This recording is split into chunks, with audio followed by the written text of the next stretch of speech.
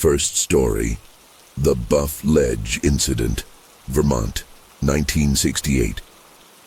It was a warm summer night in 1968, and the air was thick with the scent of pine and lake water. I was 16 years old, working as a counselor at Camp Buff Ledge in Vermont. The campers had all gone to bed, and I found myself sitting on the dock with my friend Jane, our feet dangling in the cool water of Lake Champlain. We were talking about our hopes and dreams, the way teenagers do when they think they have the whole world figured out. The lake was eerily still that night, like a giant mirror reflecting the countless stars above. It was one of those perfect moments that you wish could last forever. But then everything changed in an instant. I remember glancing up at the sky, my eyes drawn to a peculiar light that seemed to be moving. At first I thought it might be a plane, but something about its movement felt off. It wasn't following any normal flight path, and it was far too bright to be a typical aircraft. "Jane, do you see that?" I whispered, nudging her and pointing towards the strange light. She nodded, her eyes wide with a mixture of curiosity and unease. We watched in silence as the light grew larger, moving closer to us with an unnatural speed and precision. It wasn't until it was directly above us that I realized just how massive it was. The object was disc-shaped, easily the size of a football field, with pulsating lights around its rim that cast an eerie glow over the lake's surface.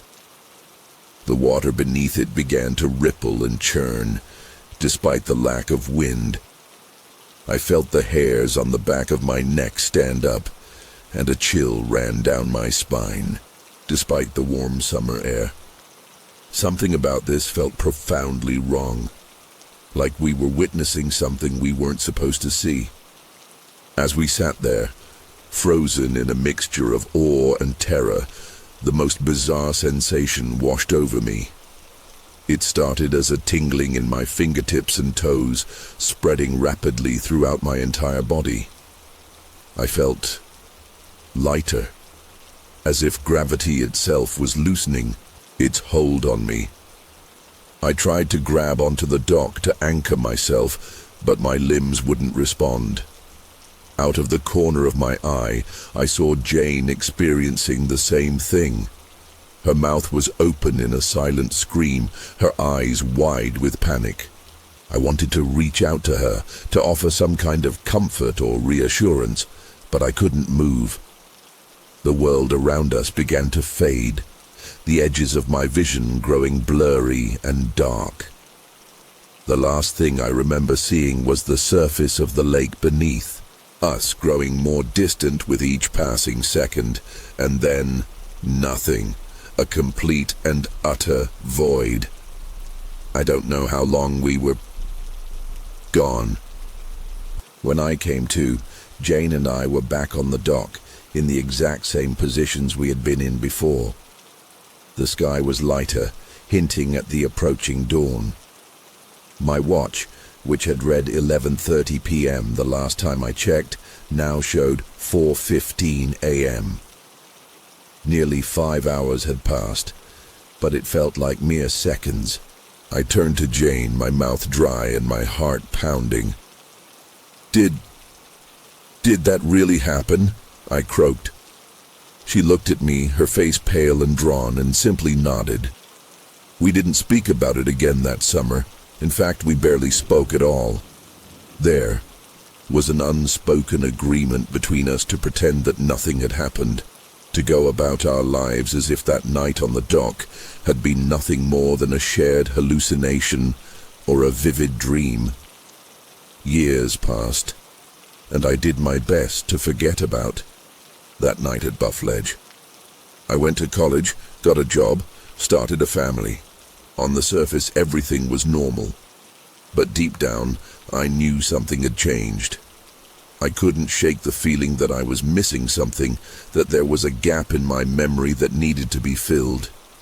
It started with nightmares. Vivid, terrifying. Dreams that would jolt me awake in the middle of the night, drenched in sweat and gasping for air. In these dreams, I would find myself in a strange, sterile environment. Everything was white and smooth, with no visible edges or corners. I felt weightless, suspended in mid-air. And there were beings. Not human, not anything I could fully comprehend or describe. They moved around me, their intentions unclear, but their presence undeniably real.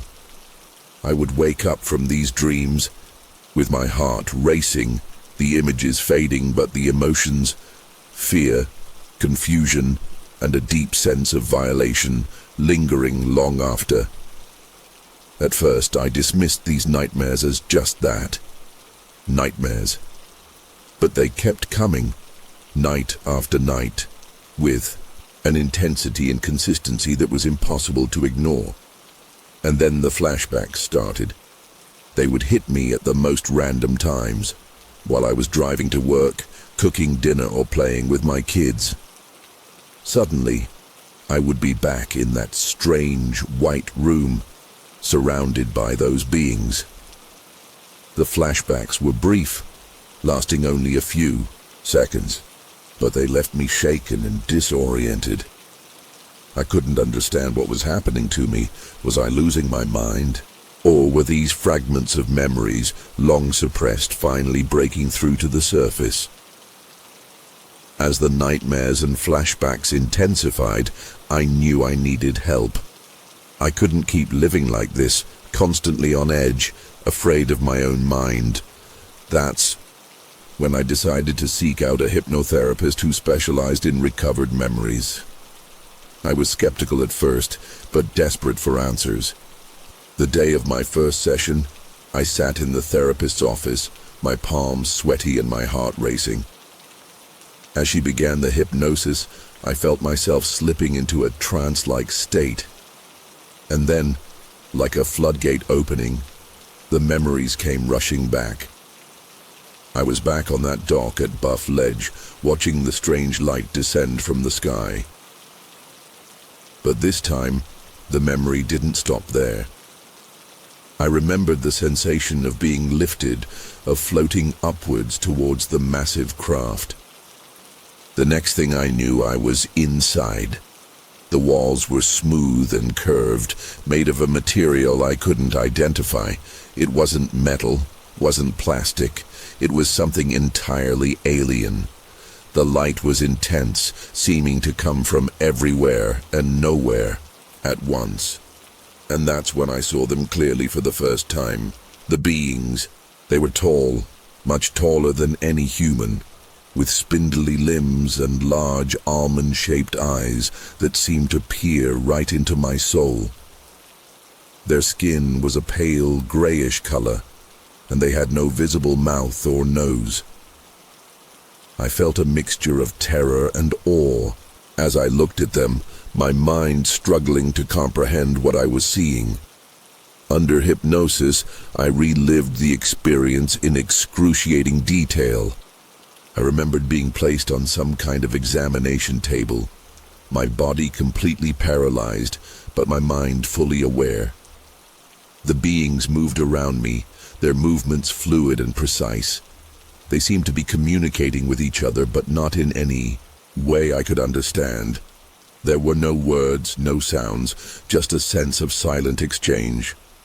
I felt them probing my body, using instruments that were unlike anything I'd ever seen before. It wasn't painful exactly, but it was deeply uncomfortable and terrifying. I wanted to scream, to fight back, but I couldn't move a muscle. At one point, one of the beings leaned in close to me, its large eyes just inches from my face. In that moment, I felt a sudden, overwhelming sense of something. Not quite emotion, not quite thought, but a profound connection that transcended language or physical sensation. It was as if the being was trying to communicate with me directly, mind to mind. Images flashed through my head, stars, planets, galaxies, moving so fast I could barely process them. I saw visions of Earth from space, of civilizations rising and falling, of technology beyond my wildest imagination. It was beautiful and terrifying all at once, and I felt my consciousness expanding to try and take it all in. The hypnosis session left me shaken to my core. As I came out of the trance, I found myself sobbing uncontrollably, overwhelmed by the flood of recovered memories. The therapist tried to comfort me, but how could she possibly understand what I had just relived? How could anyone? In the days and weeks that followed, I struggled to come to terms with what had happened to me. I reached out to Jane, my friend, from that night at Buff Ledge, hoping she might have similar memories. To my shock and relief, she did. We spent hours on the phone, comparing notes, filling in each other's blanks. Her experience had been similar to mine. The examination, the silent communication, the overwhelming sensations. But there were differences too. She remembered seeing Earth from space, watching as our planet grew smaller and smaller until it was just a blue marble in the vastness of space. I hadn't experienced that, or at least I didn't remember it. It made me wonder just how much more there was that we still couldn't recall. The more we talked, the more certain we became that what had happened to us was real. This wasn't a shared delusion or a fabricated memory. We had been abducted, examined, and returned, and our lives would never be the same because of it. The realization that we had been abducted by aliens was both liberating and terrifying. On one hand, I finally had an explanation for the nightmares, the flashbacks, and the gnawing sense of unease that had plagued me for years. On the other hand, it opened up a whole new world of questions and fears. What did they want with us? Why us? Would they come back? I found myself obsessively researching UFO sightings and alien abduction stories, spending hours online reading about other people's experiences. Some of them resonated deeply with me, describing sensations and encounters eerily similar to my own. Others seemed far-fetched, even to someone who had been through what I had.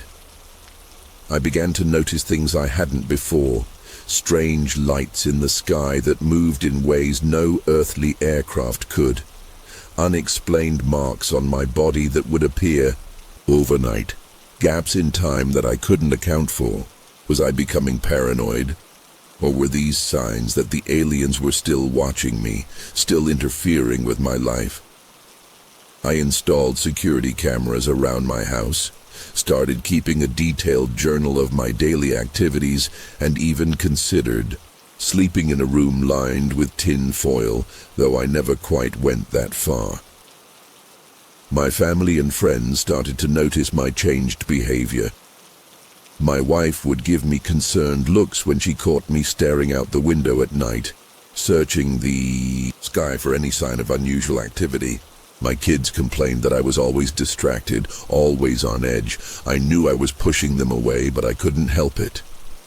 How could I explain to them what I was going through? How could I make them understand the weight of the knowledge I now carried? As the months passed, my obsession with understanding what had happened to me only grew stronger. I started attending UFO conferences and support groups for abductees, hoping to find others who could relate to my experience. It was at one of these meetings that I met Dr. Elizabeth Harmon, a respected ufologist who had been studying alien abduction cases for decades. When I shared my story with her, her eyes lit up with interest. "Your experience at Buff Ledge is remarkably similar to other cases I've documented," she told me. "The sudden appearance of the craft, the lost time, the fragmented memories recovered through hypnosis. These are all hallmarks of a genuine abduction experience. Dr. Harmon invited me to participate in her research, to undergo more extensive hypnosis sessions and physical examinations. Part of me was hesitant. I wasn't sure if I wanted to delve any deeper into those traumatic memories. But a larger part of me was desperate for answers, for validation. I agreed to her proposal. Over the next few weeks, I spent hours in Dr. Harmon's office, undergoing hypnosis and recounting every detail I could remember about that night at Buff Ledge and the subsequent abduction. She recorded everything, occasionally asking questions to clarify certain points. During one particularly intense session, I remembered something new, something I hadn't recalled before, even in my nightmares. I was back on the alien craft, lying on the examination table. But this time, I wasn't alone. There were others there, humans like me in various states of consciousness. Some seemed to be sleeping, while others were awake and terrified. I couldn't move my head to see them clearly, but I could sense their presence, could feel their fear and confusion mingling with my own. The aliens moved among us, performing their mysterious tests and procedures. And then suddenly, one of the beings turned to me. It approached slowly, its large eyes fixed on mine. I felt a pressure in my head, a sensation of something pushing against the boundaries of my mind. And then, clear as day, I heard a voice in my thoughts. "Remember," it said, "remember and understand." The being reached out and touched my forehead with one of its long, slender fingers. In that instant, a rush of images and sensations flooded my mind. I saw Earth from above, but not as it is now. I saw ice ages come and go, continents shift and reform. I saw primitive life emerge from the oceans, evolve and spread across the land. And through it all, I saw them, the aliens, watching, guiding, intervening. They had been here all along, silent observers and occasional meddlers in the grand experiment of life on Earth. As the vision faded, I was left with a profound sense of our place in the universe, tiny yet incredibly significant. When I came out of hypnosis, I was shaking and covered in sweat. Dr. Harmon looked at me with a mixture of excitement and concern. "What did you see?" she asked. I opened my mouth to tell her, but found that I couldn't put it into words. How could I possibly describe the vast sweep of time and space I had just witnessed? How could I explain the deep, unsettling knowledge that we were not alone and never had been? In the days following that intense hypnosis session, I struggled to process what I had experienced. The visions of Earth's history, the aliens' long-term presence, and their apparent role in our evolution, it was all too much to comprehend. I found myself questioning everything I thought I knew about human history, about our place in the universe. Were we just an experiment to them? A project they had been nurturing for millions of years? And if so, to what end? I tried to go about my daily life as normal, but it was increasingly difficult. Every time I looked at the sky, I wondered if they were up there, watching. Every time I read a history book or watched a documentary about human evolution, I couldn't help but see it through the lens of what I now knew, or thought I knew. It was maddening. I couldn't talk to anyone about it, not even my wife or Jane. How could they possibly understand? Dr. Harmon was the only one I could confide in, but even she seemed overwhelmed by the implications of what I had seen. "If what you experienced is true," she told me during one of our sessions, It could revolutionize our understanding of human history and our place in the cosmos. But it's also dangerous knowledge. There are people out there who would do anything to suppress this information. Her words sent a chill down my spine. Was I in danger? Were they, the aliens, watching me even now, making sure I didn't reveal too much? As weeks turned into months, I found myself increasingly isolated. My obsession with understanding my experience had taken over my life. I'd lost my job. I couldn't focus on work anymore, and my erratic behavior had finally pushed my boss too far. My wife had taken the kids and moved in with her parents, saying she couldn't handle my paranoid delusions anymore. Even Jane had stopped returning my calls. I was alone with my thoughts, with my memories, with the weight of the knowledge I carried. One night, as I sat in my empty house, staring out the window at the star-filled sky, I saw it again. That same strange light, moving with purpose across the heavens. My heart began to race, a mixture of fear and excitement coursing through my veins. Were they coming back for me? Would I finally get the answers I so desperately craved? The light grew larger, brighter, descending towards my house. I should have been terrified, should have run and hidden, but instead I found myself walking outside, my eyes fixed on the approaching craft. As it hovered above me, bathing me in its eerie glow, I felt that familiar sensation of weightlessness. My feet left the ground, and I began to float upwards. This time there was no fear, no resistance. I was ready. Ready for answers, ready for understanding, ready for whatever they had to show me. The interior of the craft was just as I remembered. Smooth, white, impossibly clean. But this time, I wasn't paralyzed on an examination table. I was floating, suspended in midair, surrounded by the beings I had come to know through my recovered memories. They communicated with me telepathically, their thoughts flowing into my mind like water. They showed me visions of other worlds, of civilizations far more advanced than our own. They explained that Earth was not unique. There were countless planets teeming with life, each one an experiment, a test tube in the vast laboratory of the universe. They told me that humanity was at a crucial juncture. We had developed technology capable of destroying ourselves and our planet, but we had also begun to look to the stars, to dream of exploring beyond our world. The aliens, though that term seemed woefully inadequate to describe them, saw themselves as guardians, nurturing countless species across the galaxy, guiding them towards a greater understanding of the cosmos. Our abduction, they explained, had been part of this process.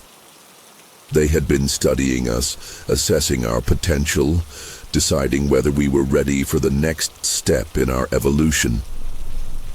As they shared this knowledge with me, I felt my consciousness expanding, struggling to encompass the vastness of what I was learning. It was beautiful and terrifying, awe-inspiring and humbling all at once. The aliens continued to flood my mind with information, showing me glimpses of possible futures for humanity. I saw us reaching out to the stars, establishing colonies on other planets, joining a vast network of intelligent species across the galaxy. But I also saw darker possibilities, wars fought with weapons that could shatter planets, environmental catastrophes that turned Earth into a lifeless husk, plagues that wiped out billions. They explained that our future was not set in stone. We had the potential for greatness, but also for terrible destruction. And then they showed me something that shook me to my core. They revealed that they had been subtly influencing human development for millennia, nudging us in certain directions, helping us overcome obstacles that might have led to our extinction. The great leaps in our technological and cultural evolution, the agricultural revolution, the industrial revolution, the digital age, had all been gently prompted by their unseen hand. This revelation left me reeling. Everything I thought I knew about human history, about our achievements and our struggles, was cast in a new light.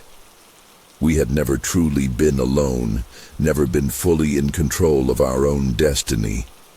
As I grappled with this earth-shattering knowledge, the aliens conveyed one final message.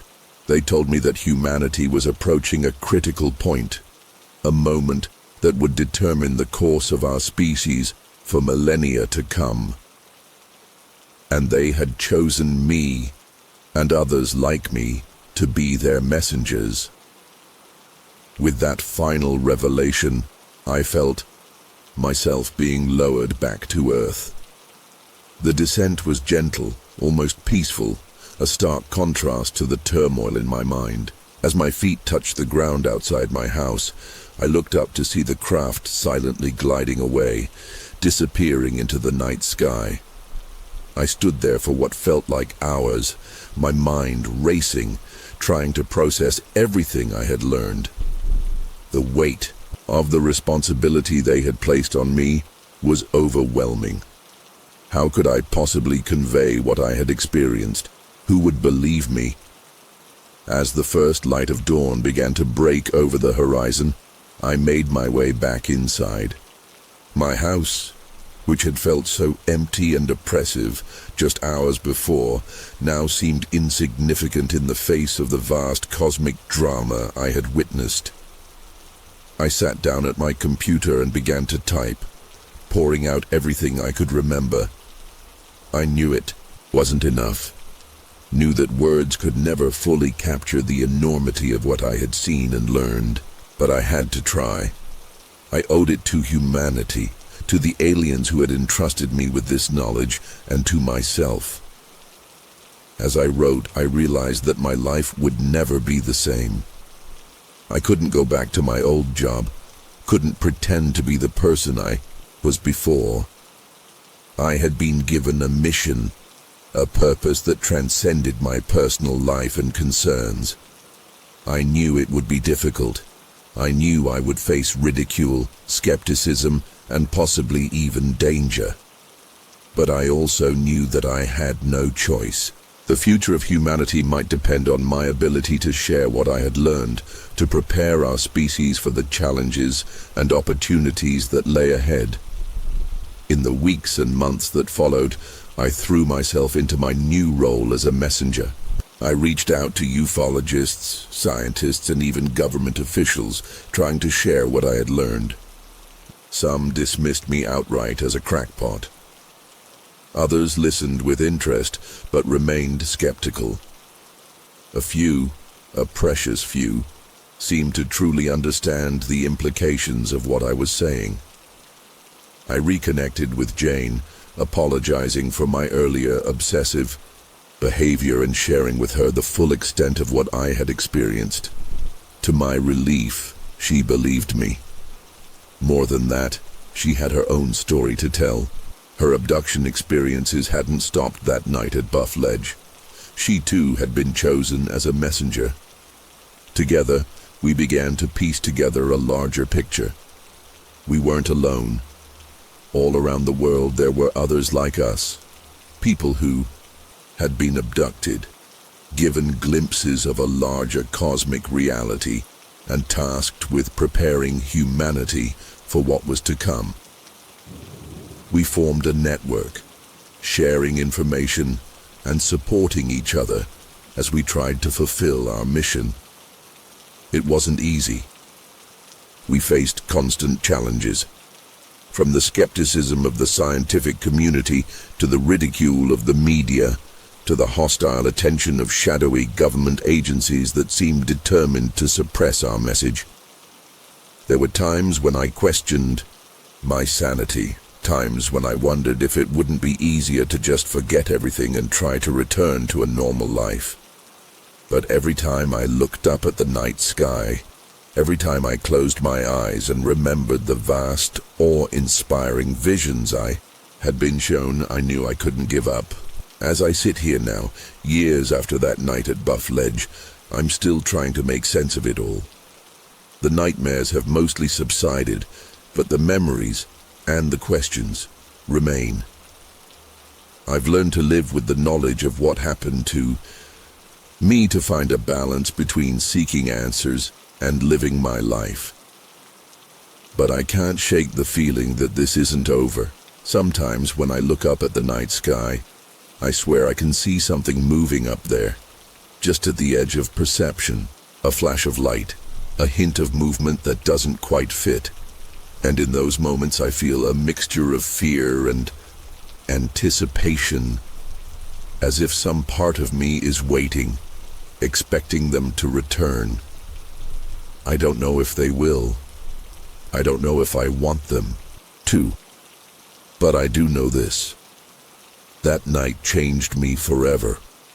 It opened my eyes to a universe far stranger and more complex than I ever imagined. And while part of me wishes I could go back to the blissful ignorance of my life before, a larger part is grateful for the experience, because now I know, beyond a shadow of a doubt, that we are not alone in this vast cosmos. And that knowledge, terrifying as it may be, is also incredibly profound. It connects us to something greater than ourselves, to a cosmic drama playing out on a scale we can barely comprehend. So I'll keep watching the skies, keep seeking answers, and if they do come back, well, I'll be ready. Because this time I won't be that scared kid on the dock. This time I'll have questions of my own. Second story, a Brazilian medium's alien nightmare, Brazil, 1957. It was a warm, sticky night in the summer of 1957 when it all began. I remember it like it was yesterday, the air heavy with the scent of jasmine and the chirping of cicadas filling the darkness. I was in my small home on the outskirts of Pedro Leopoldo, a quiet town in Minas Gerais, Brazil. As a medium, I was used to communicating with spirits, but nothing could have prepared me for what was about to happen. I had just finished my nightly meditation and was getting ready for bed when I felt a strange tingling sensation all over my body. At first, I thought it was just the humid air playing tricks on my senses, but then the feeling intensified. It was as if every cell in my body was vibrating at a different frequency. I tried to shake it off, to convince myself it was nothing, but deep down, I knew something extraordinary was happening. The room around me began to shimmer, like heat waves rising from hot asphalt. I blinked hard, thinking my eyes were playing tricks on me, but when I opened them again, the shimmering had only intensified. That's when I saw them, beings of light unlike anything I had ever encountered before. These entities were not like the spirits I usually communicated with. They had an otherworldly presence that both terrified and fascinated me. Their forms were fluid, constantly shifting and changing, like living fractals of pure energy. I couldn't make out any distinct features, just swirling patterns of light that seemed to pulse with an intelligence far beyond human comprehension. As I stood there, frozen in awe and fear, I felt a gentle pressure inside my mind, as if someone or something was trying to make contact. Unlike the familiar sensation of a spirit trying to communicate, this felt vastly different.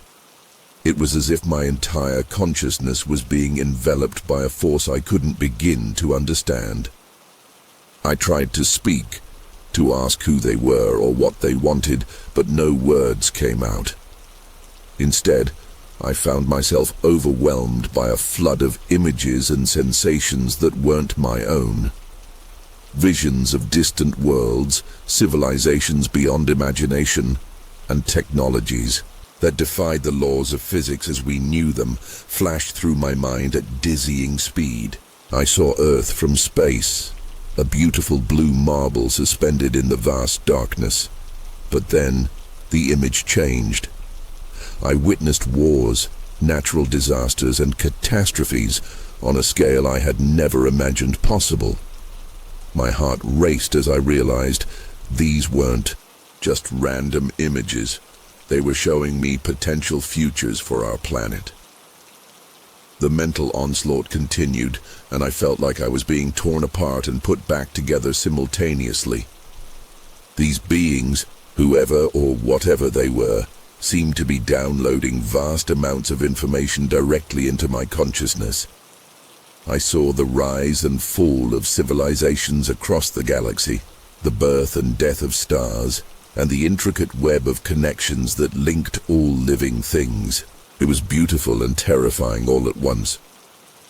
As the visions continued, I began to understand that these entities weren't just showing me these things for the sake of it. They had a message, a warning for humanity. I saw two distinct paths laid out before us, one leading to destruction and chaos, the other to harmony and unprecedented advancement. The choice they impressed upon me was ours to make. But we needed to act soon, before it was too late. As this realization hit me, I felt a surge of responsibility, unlike anything I had ever experienced before. These beings had chosen me, for whatever reason, to be their messenger. The weight of this task was almost unbearable, and I found myself gasping for air, overwhelmed by the magnitude of what I had just experienced. Just when I thought I couldn't take any more, the visions began to fade, and the beings of light slowly dissipated. I was left standing in my dimly lit room, drenched in sweat and trembling from head to toe. As I collapsed onto my bed, I knew that my life would never be the same again. I had been given a glimpse of something far beyond our world, and now I had to find a way to share it with humanity. The days following that extraordinary night were a blur of confusion and intense introspection.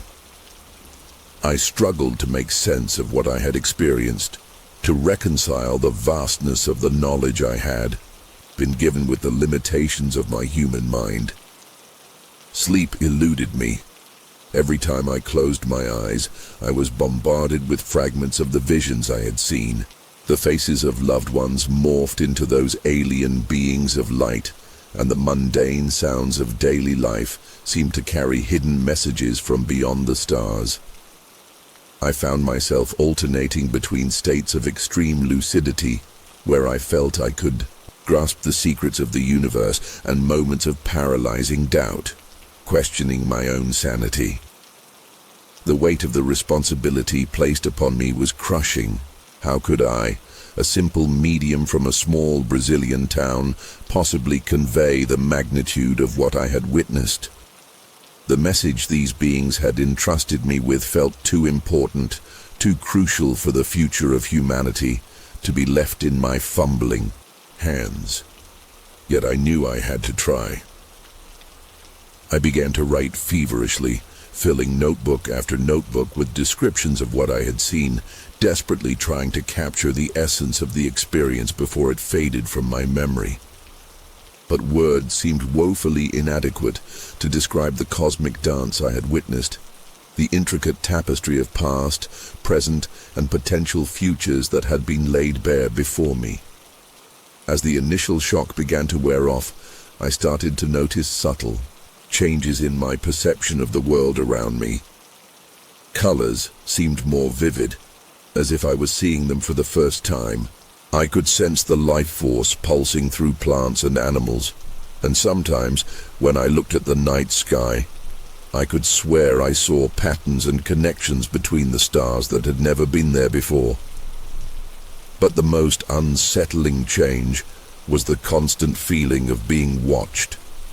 It wasn't a malevolent presence, but rather a sense of expectation, as if the universe itself was holding its breath, waiting to see what I would do with the knowledge I had been given. I tried to go about my daily routines to maintain some semblance of normalcy, but it was impossible. How could I focus on mundane tasks when I had been shown the fate of worlds? The contrast between the cosmic significance of what I had experienced and the ordinary lives of those around me was jarring. I found myself struggling to connect with friends and family, unable to explain the profound shift in my understanding of reality. When I did try to share small pieces of what I had seen, I was met with confused looks or nervous laughter. Some suggested I had been working too hard, that I needed a break from my spiritual work. Others, those who had always been skeptical of my abilities as a medium, saw this as confirmation of their doubts about my mental stability. As weeks passed, the intensity of the initial experience began to fade, but the message remained clear in my mind. Humanity stood at a crossroads, and the choices we made in the coming years would determine not just our fate, but potentially the fate of countless other worlds connected to ours in ways we couldn't yet comprehend. The beings of light had shown me that we were not alone in the universe, but more importantly, that we were not isolated. Our actions, our evolution as a species, rippled out across the cosmos in ways we couldn't begin to imagine. I knew I had to find a way to share this message, to wake people up to the enormity of what was at stake. But how? Who would believe me? I had always faced skepticism as a medium, but this was on an entirely different level. I began to reach out to scientists, religious leaders, anyone I thought might be open to hearing about my experience. Most dismissed me outright. Some listened politely but clearly didn't believe a word I was saying. A few seemed genuinely intrigued, but even they struggled to understand the full implications of what I was trying to convey. The frustration was maddening. I had been entrusted with knowledge that could change the course of human history, yet I seemed utterly unable to make anyone truly understand its importance. Night after night, I would sit at my desk, staring at the piles of notebooks filled with my frantic scribblings, feeling the weight of my failure pressing down on me. Was this how it would end? Had I been chosen only to fail spectacularly in my mission? As my desperation grew, so did the intensity of the otherworldly presence in my life. The beings of light began to appear more frequently, not in the overwhelming, all-encompassing way of that first night, but in subtle flashes at the corners of my vision. Sometimes I'd catch a glimpse of their shimmering forms in reflective surfaces, or feel the familiar tingle of their energy brushing against my consciousness as I drifted off to sleep. These encounters, while less intense than the initial contact, served as constant reminders of the task I had been given. One particular night, as I sat in my study, contemplating giving up on my mission entirely, I felt a sudden surge of energy in the room. The air grew thick with an electric charge, and I knew instinctively that they were here. This time, however, the communication was clearer, more focused. Instead of the overwhelming flood of information I had experienced before, I received a series of distinct impressions. They showed me specific individuals, scientists, politicians, artists, people who might be receptive to the message I carried. It was as if they were guiding me, helping me to find the right ears for their warning. With renewed determination, I set out to contact these individuals, hoping that this time my words would find purchase. My efforts began to bear fruit, slowly but surely. A respected astrophysicist agreed to meet with me after reading one of my many letters. As I sat across from him in his cluttered office, I could see the skepticism in his eyes. But as I began to speak, describing in detail the advanced propulsion systems and energy sources I had glimpsed in my visions, his expression changed. He leaned forward, asking probing questions that I somehow knew how to answer, drawing on knowledge that I hadn't realized was there. By the end of our meeting, the scientist was visibly shaken. He didn't fully believe me, not yet, but I had planted a seed of doubt in his rational worldview. This pattern repeated itself with others: a pioneering environmental activist, a reclusive billionaire known for funding cutting-edge research, a popular science fiction author. Each encounter left me drained but hopeful. I was making progress, but it still felt painfully slow. The visions I had been shown of potential global catastrophes loomed large in my mind, a constant reminder of the urgency of my task. And then, just as I was beginning to gain some traction, something happened that threatened to derail everything I had worked for. It was a warm afternoon, and I was in the middle of a phone call with a journalist who had expressed interest in my story, when suddenly the world around me began to warp and distort. The familiar tingling sensation washed over me, stronger than ever before. I barely had time to mumble an excuse and end the call before I was engulfed in a blinding light. When my vision cleared, I found myself elsewhere. There's no other way to describe it. I wasn't in my study anymore, or anywhere on Earth for that matter. I stood on a surface that seemed to shift and flow beneath my feet, surrounded by swirling colors and geometric patterns that defied description. The beings of light were all around me, their energy palpable. This time, there was no gradual buildup of communication. Information flooded into my mind with an intensity that nearly overwhelmed me. They showed me more, not just potential futures, but the intricate workings of the universe itself. I saw how different dimensions intersected, how time could bend and fold, how consciousness itself was a fundamental force that shaped reality. The experience was ecstatic, terrifying, and utterly transformative. I have no idea how long I was there. Time seemed to have no meaning in that place. When I finally came back to myself, I was lying on the floor of my study, drenched in sweat and trembling uncontrollably. Hours had passed, though it felt like both an eternity and a single moment. As I slowly regained my bearings, I realized that something fundamental had changed. The constant background presence of the beings, which had become so familiar, was gone. In its place was a profound sense of clarity and purpose. I knew with absolute certainty that this had been their final direct communication with me. They had given me everything I needed to fulfill my mission. Now, it was up to me to use this knowledge wisely and effectively. The aftermath of that intense experience left me reeling for days. My mind struggled to process the vast influx of information, like a computer trying to download the entire internet at once.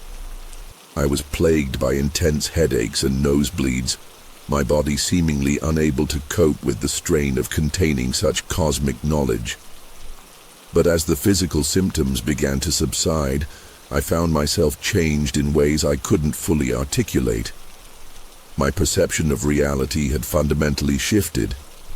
I could see connections between events and people that others missed, patterns in the fabric of existence that hinted at a greater design. It was both exhilarating and terrifying.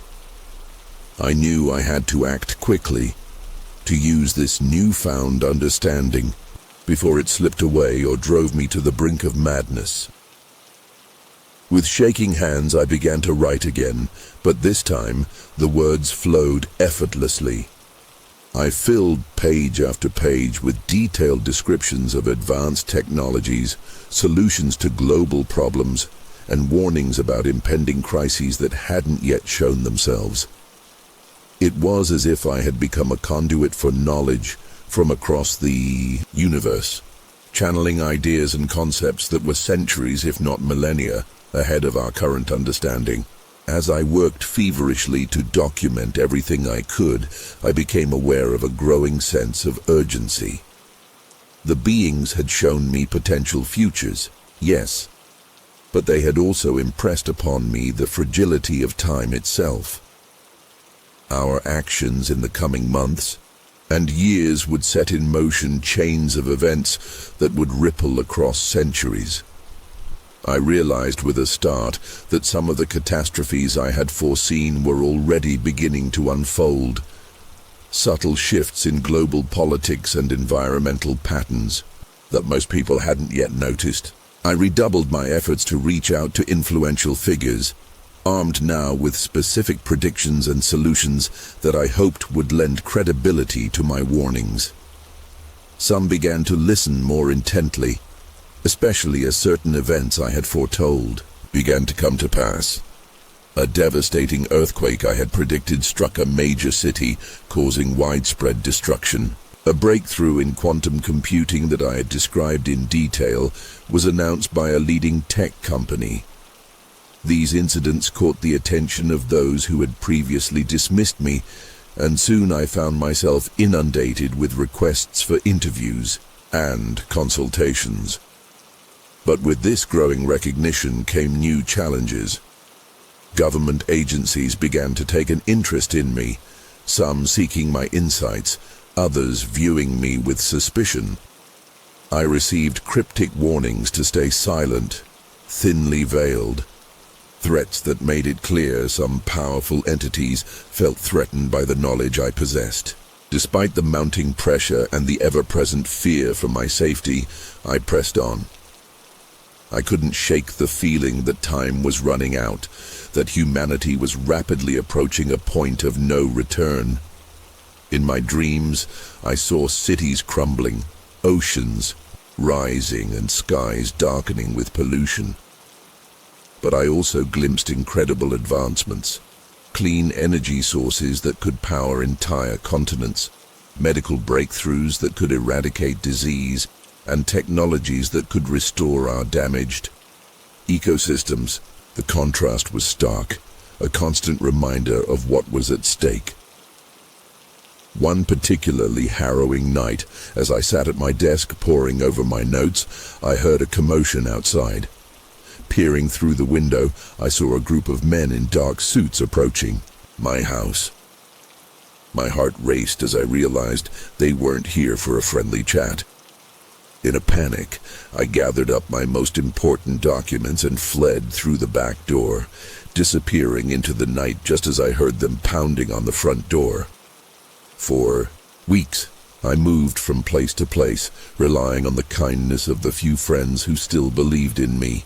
It was during this time on the run that I had another profound realization. The beings of light hadn't just given me knowledge, they had altered me on a fundamental level. I found I could sense danger before it arrived, navigate through unfamiliar places with uncanny accuracy, and even influence electronic devices with my thoughts. These abilities saved me more than once as I evaded those who sought to silence me. As I continued my nomadic existence, always one step ahead of those who pursued me, I began to notice strange phenomena occurring around me. Electronic devices would malfunction in my presence, their screens flickering with odd symbols before going dark. At night, I'd wake to find my room bathed in an eerie, pulsating light that seemed to emanate from within me. These incidents left me both exhilarated and terrified. Was I somehow changing, becoming something more than human? Or was I slowly losing my grip on reality? The weight of the knowledge I carried finally taking its toll on my sanity. I couldn't be sure, and there was no one I could turn to for answers. Despite the constant fear and uncertainty, I felt compelled to continue my mission. I started leaving cryptic messages in public places, encoded warnings that I hoped would reach the right people. I used my newfound abilities to access secure computer systems, planting information about coming disasters and potential solutions where it might do the most good. It was a dangerous game, and I knew that each action increased the risk of being caught. But the visions of Earth's potential future, both the catastrophic and the utopian, drove me forward, giving me strength when my resolve wavered. One sweltering summer night, as I huddled in a run-down motel on the outskirts of a small town, I experienced something that shook me to my core. I was jolted awake by a high-pitched whine that seemed to reverberate through my entire body. The room was filled with a blinding light that pulsed in sync with the noise. Panic gripped me as I realized this was no ordinary phenomenon. It felt eerily similar to my first encounter with the beings of light. But there was something different. This time, something almost mechanical about the energy that filled the room. As I struggled to move, to speak, to do anything, I felt myself being lifted off the bed. My body tingled all over, as if every atom was being pulled apart and reassembled. The last thing I remember before losing consciousness was a sensation of rapid movement, as if I was being hurled through space at impossible speeds. When I came to, I found myself in a place that defied description. It was like being inside a living machine, surrounded by surfaces that shifted and changed color in response to my thoughts. Strange, angular beings moved around me, their bodies a mixture of organic and technological components. They communicated not through speech, but through a series of complex light patterns and electromagnetic pulses that somehow translated directly into thoughts in my mind. What followed was an experience so profound, so utterly alien, that I struggle even now to put it into words. These beings, who I understood to be not the entities of light I had encountered before, but rather another race entirely, shared with me visions of the universe that made my previous experiences pale in comparison. They showed me the interconnectedness of all things, how the actions of tiny subatomic particles could influence the formation of galaxies. They revealed to me that what we perceived as reality was merely one layer of a much more complex, multi-dimensional existence. But more than that, they impressed upon me the crucial role that Earth and humanity played in the grand cosmic scheme. Our planet, they explained, sat at a unique nexus point in the universe, a crossroads of sorts between different realms of existence. The choices we made, the path we chose to follow, would have repercussions far beyond our own world. It was why the beings of light had contacted me, why these new entities were intervening now. Earth's fate was tied to the fate of countless other civilizations across the cosmos. As this realization sank in, I felt the weight of responsibility grow even heavier. The stakes were higher than I could have ever imagined. When the experience ended and I found myself back in the dingy motel room, hours had passed, though it had felt like mere moments. I was changed again. My senses seemed sharper, my understanding of the universe and our place in it clearer than ever before. But with this clarity came a sense of isolation so profound it threatened to overwhelm me. How could I possibly convey the magnitude of what I had learned? Who would believe me? In the days and weeks that followed, I threw myself into my work with renewed vigor. I used every means at my disposal. My writings, my newfound abilities, and the network of contacts I had built to spread the message of humanity's cosmic importance and the critical juncture we faced. Some listened, their eyes widening, as I shared insights that seemed to come from beyond the realm of human knowledge. Others dismissed me as a madman, a charlatan, or worse. But I pressed on, driven by the understanding that every small action, every mind opened to the greater reality, could tip the scales in favor of a better future.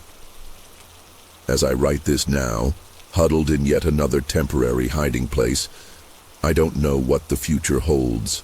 The visions I've been given show multiple paths, some leading to unimaginable advancement and cosmic harmony, others to devastation on a scale beyond comprehension. I've done all I can to guide humanity towards the former, but the choice ultimately is not mine to make. It belongs to all of us, collectively. The beings of light, the mechanical entities, and who knows how many other cosmic forces have placed their hopes in us, in our potential to transcend our limitations and take our place among the stars. As I look up at the night sky, I feel both incredibly small and immeasurably significant. Whatever happens next, I know that my encounter with these otherworldly beings has forever altered the course of my life, and perhaps the course of human history. All I can do now is continue to share what I've learned and hope that somewhere, somehow, it makes a difference. The universe is watching, waiting. The choice is ours. If you're enjoying this and want to support the channel in bringing more chilling stories like this, any contribution is greatly appreciated. The donation link is just below this video. It's safe, easy, and fast. No registration required. Even the smallest support means so much. Thank you for joining me on this journey. Third story, the Jerry Irwin Incident, Utah, 1959. I'll never forget that night.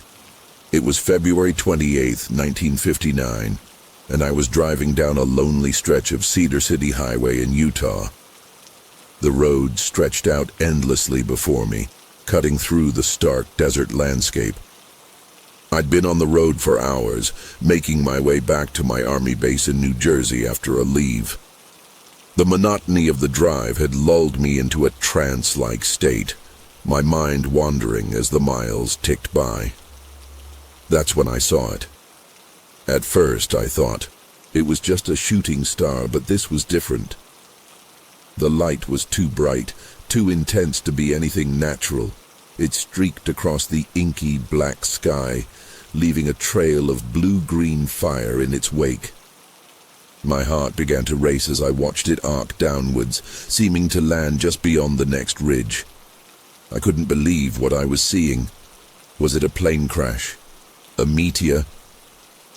Something told me it was neither of those things, but my rational mind struggled to come up with an explanation. I slowed the car, my knuckles white on the steering wheel, as I tried to process what I'd just witnessed. The desert night suddenly felt oppressive, the silence broken only by the sound of my own ragged breathing. I don't know what compelled me to stop. Maybe it was curiosity, or maybe it was something else. Some force I couldn't explain pulling me towards that unearthly light. I pulled over to the side of the road, the gravel crunching beneath my tires. For a moment I just sat there, engine idling, staring out into the darkness. The rational part of my brain screamed at me to keep driving, to forget what I'd seen, and continue on my way. But I couldn't. I had to know. With trembling hands, I turned off the ignition and stepped out of the car. The desert air hit me like a slap to the face, sharp and cold. It was utterly silent, not even the whisper of wind through the scrub brush. I took a few tentative steps forward, my boots crunching on the gravel. The hair on the back of my neck stood on end, and I had the distinct feeling that I was being watched. I tried to tell myself it was just my imagination, but deep down I knew better. Something was out there in the darkness, something that didn't belong in this world. I don't remember what happened next. One moment I was walking towards where I thought the light had landed, and the next, nothing. A complete blank. It was as if someone had taken a pair of scissors and simply cut out a chunk of time from my life. The next thing I knew, I was waking up in a hospital bed, disoriented and confused. The harsh fluorescent lights hurt my eyes, and there was a dull ache throughout my entire body. I tried to sit up, but a wave of dizziness forced me back down. A nurse noticed I was awake and called for a doctor. Soon, I was surrounded by medical staff and what looked like military personnel. They bombarded me with questions. What had I seen? Where had I been? What did I remember? But I had no answers for them. My mind was a fog, and trying to recall what had happened that night was like grasping at smoke. The more I tried to remember, the more it slipped away. I could see the frustration and concern on their faces as I repeatedly told them I didn't know. I was just as confused and scared as they were. Maybe even more so, because while I couldn't remember what had happened, I had a sinking feeling in the pit of my stomach that something terrible had occurred, something beyond my comprehension. As the days passed in the hospital, fragments of memory began to surface. They came in flashes, like brief glimpses through a foggy window. I'd be lying in bed, trying to sleep, when suddenly I'd see a blinding light. Or I'd be eating my bland, hospital food and be overwhelmed by the memory of a smell, sterile and alien, unlike anything I'd ever encountered before. The most unsettling moments came when I closed my eyes and saw them. The figures, they weren't human, that much I knew, with bone-deep certainty. Their forms were hazy in my mind, like trying to recall a half-forgotten nightmare, but I remember their eyes. Large, dark, and utterly devoid of emotion. They looked at me the way a scientist might look at a particularly interesting specimen, under a microscope, with detached curiosity and no regard for my terror or confusion. I tried to tell the doctors and military officials about these flashes of memory, but I could see the doubt in their eyes. They exchanged glances, made notes, but I could tell they didn't believe me. Hell, I wasn't sure I believed myself. It all seemed so impossible, so outside the realm of anything I'd ever experienced before. But I couldn't shake the feeling that something profound and terrifying had happened to me out there in the desert. The memories continued to trickle back, each one more disturbing than the last. I remembered a ship, not like any aircraft I'd ever seen before. It was sleek, silent, and seemed to defy the laws of physics as I understood them. The inside was a maze of corridors and rooms filled with technology that looked like something out of a science fiction novel. But this was no flight of fancy or drug-induced hallucination.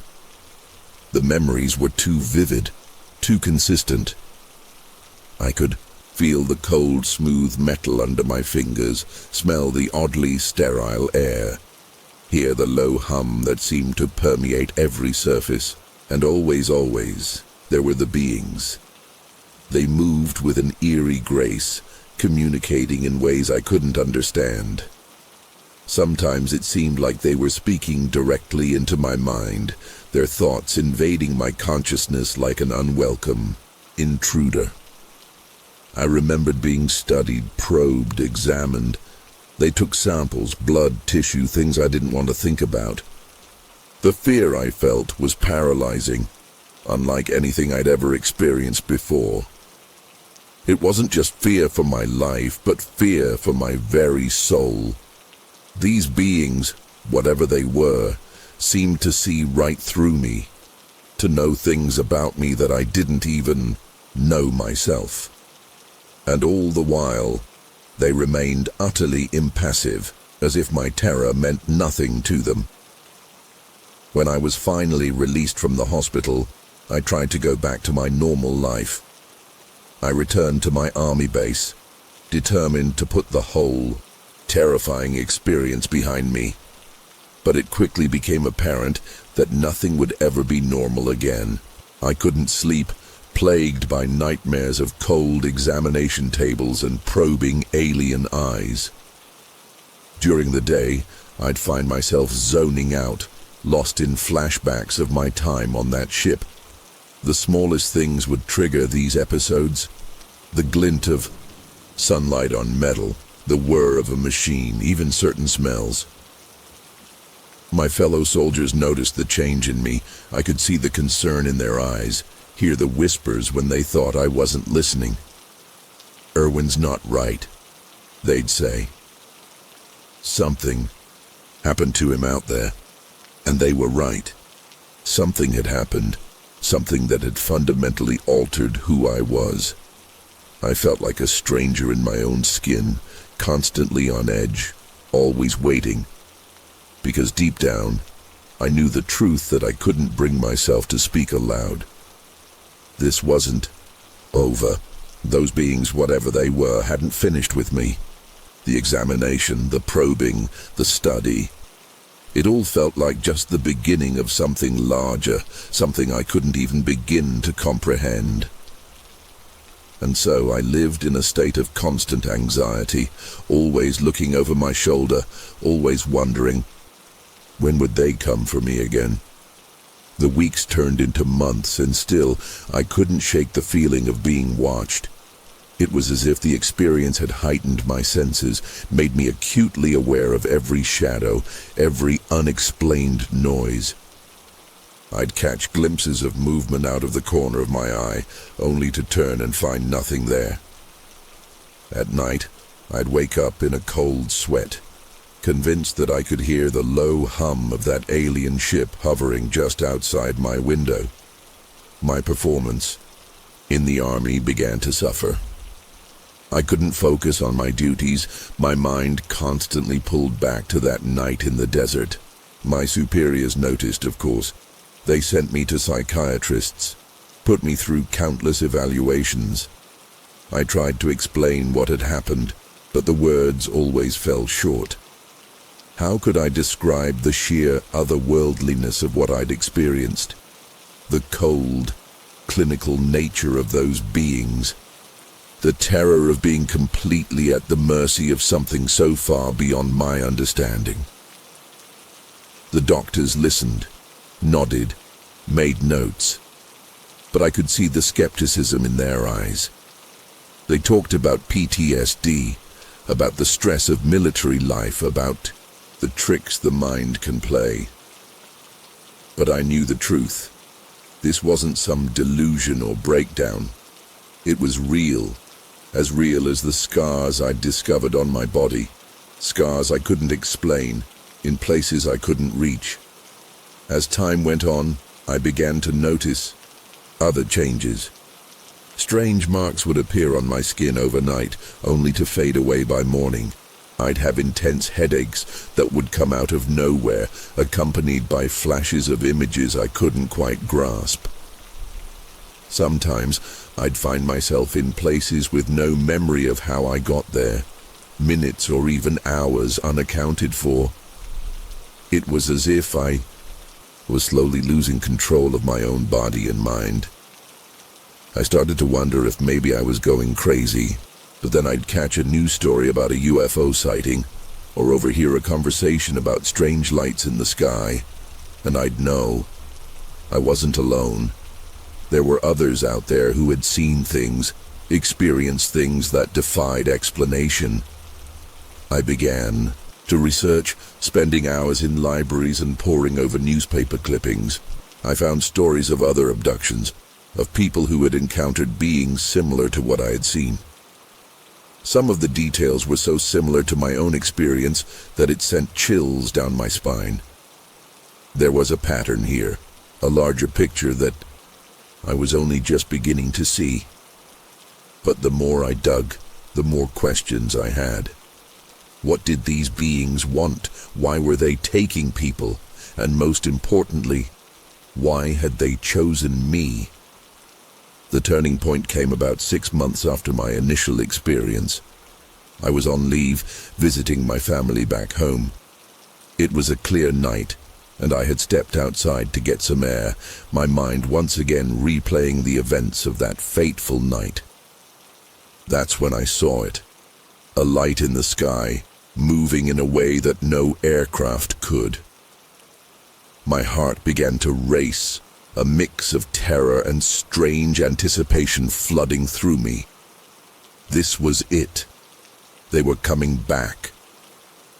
I stood there, rooted to the spot, as the light grew closer and closer. I could hear a faint hum, feel a static charge building in the air. Everything around me seemed to fade away. The sounds of the neighborhood, the chill of the night air. All that existed was me, and that light.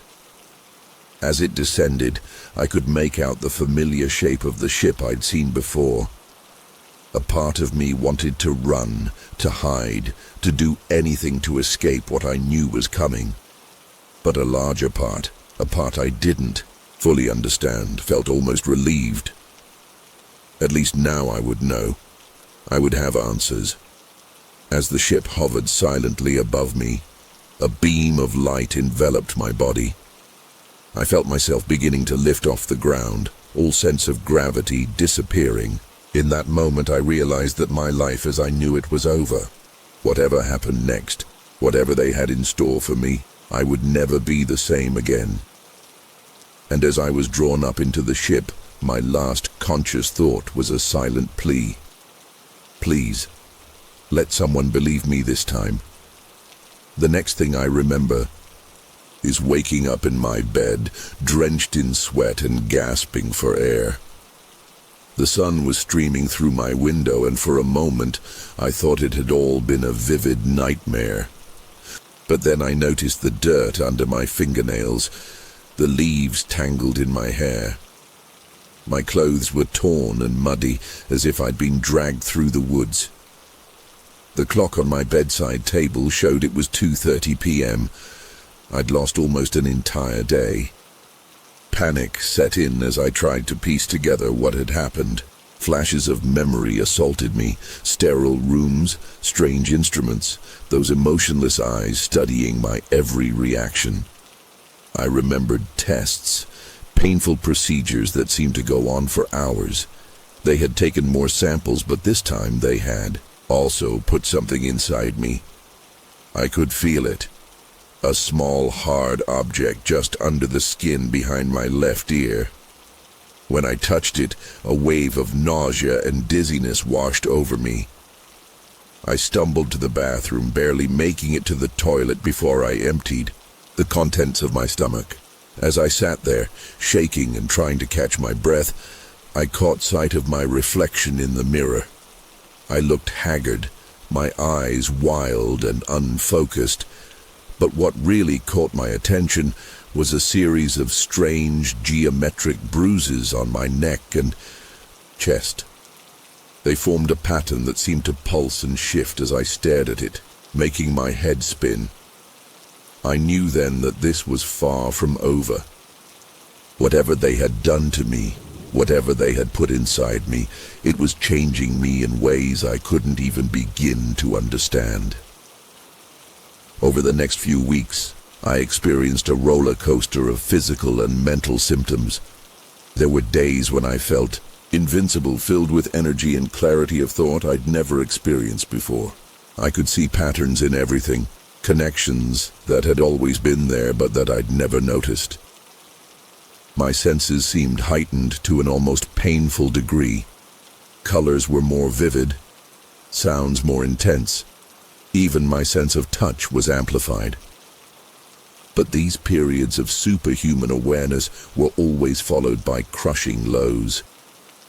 I'd be bedridden for days, racked with pain and hallucinations that blurred the line between reality and nightmare. During these episodes, I could swear I heard voices in my head, speaking in a language I didn't understand but somehow knew was important. The implant behind my ear seemed to burn, and sometimes I'd wake up to find I'd clawed at it in my sleep, leaving bloody scratches on my skin. I knew I needed help, but who could I possibly turn to? The military doctors had already labeled me as unstable, and I feared that telling them about these new developments would only lead to me being locked away in some psychiatric facility. And deep down, a part of me was afraid that if I spoke about what was happening, they would know. They would come for me again, and this time they might not bring me back. As the days wore on, I began to notice other strange occurrences. Electronic devices would malfunction around me. Light bulbs would flicker and burst. Radios would emit ear-piercing screeches, and computers would crash whenever I got too close. At first, I tried to rationalize it, tell myself it was just coincidence. But it happened too often, too consistently to be mere chance. One night, during one of my more lucid moments, I decided to experiment.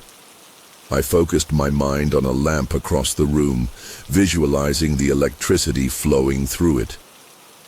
To my shock and horror, the lamp not only turned on without me touching it, but it began to float several inches off the table. I lost my concentration, and the lamp crashed to the floor, shattering into pieces. I sat there staring at the broken glass, my mind reeling. What had they done to me? What was I becoming? The implications were terrifying. If I could do this, what else was I capable of? And more importantly, why had they given me these abilities?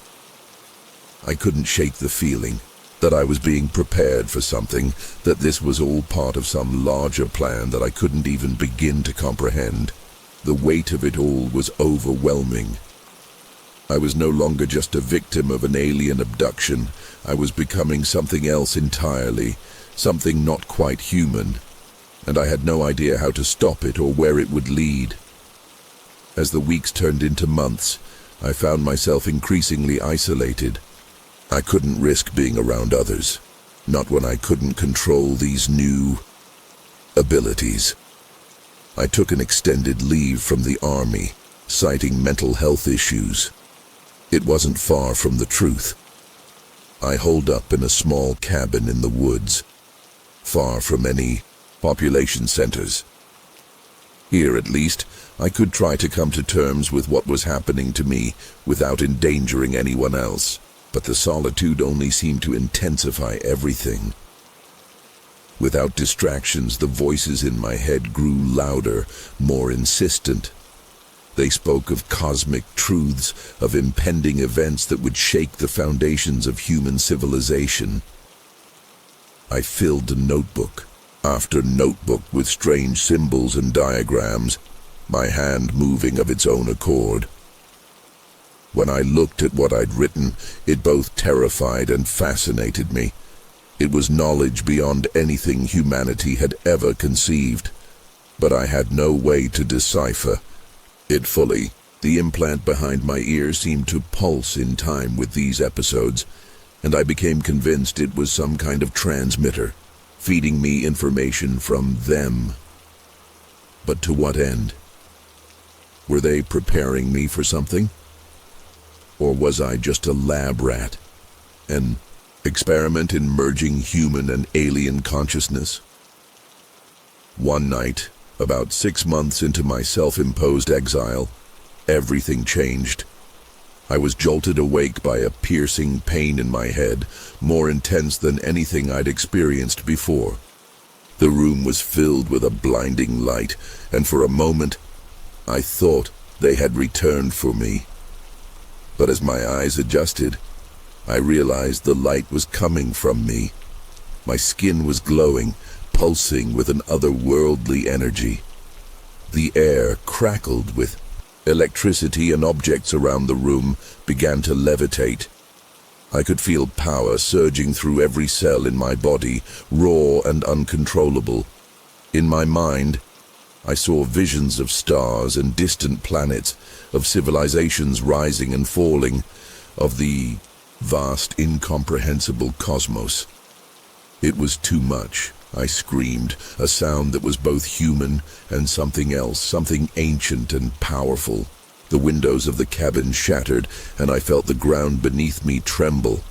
And then, as suddenly as it had begun, it stopped. I collapsed to the floor, drained and shaking. When I finally found the strength to stand, I caught sight of my reflection in a broken shard of mirror. My eyes were different.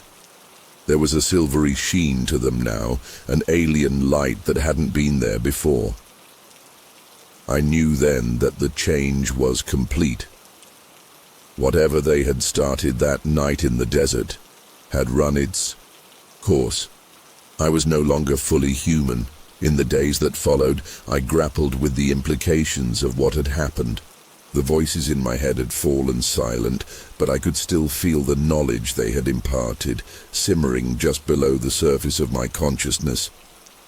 My new abilities seemed more stable now, more controllable. I could move objects with my mind, perceive things beyond the normal spectrum of human senses. But with this power came a crushing sense of responsibility. I knew things now, terrible and wonderful things about the nature of the universe and humanity's place in it. I understood why they had chosen me, why they had put me through this transformation. We weren't alone in the universe, far from it. And events were in motion that would soon bring humanity face to face with that reality. I was to be a bridge, a mediator between our world and theirs. But how could I possibly prepare people for what was coming? Who would believe me? The weight of this knowledge was almost unbearable. I spent days pacing the ruins of my cabin, trying to decide what to do. Should I go public with what I knew, risk being labeled a madman? Should I reach out to the government, try to warn them? Or should I simply wait, watch, and prepare for the inevitable? In the end, I chose a middle path. I couldn't stay hidden away forever, not with what I knew. But I also couldn't risk exposing myself fully, not when I didn't know who to trust. I began to make cautious forays back into the world, using my newfound abilities to gather information and make connections. I sought out others who had experiences similar to mine, building a network of contacts who understood that the truth was far stranger than most people could imagine. We shared information, supported each other, and tried to piece together the larger picture of what was happening. It wasn't easy.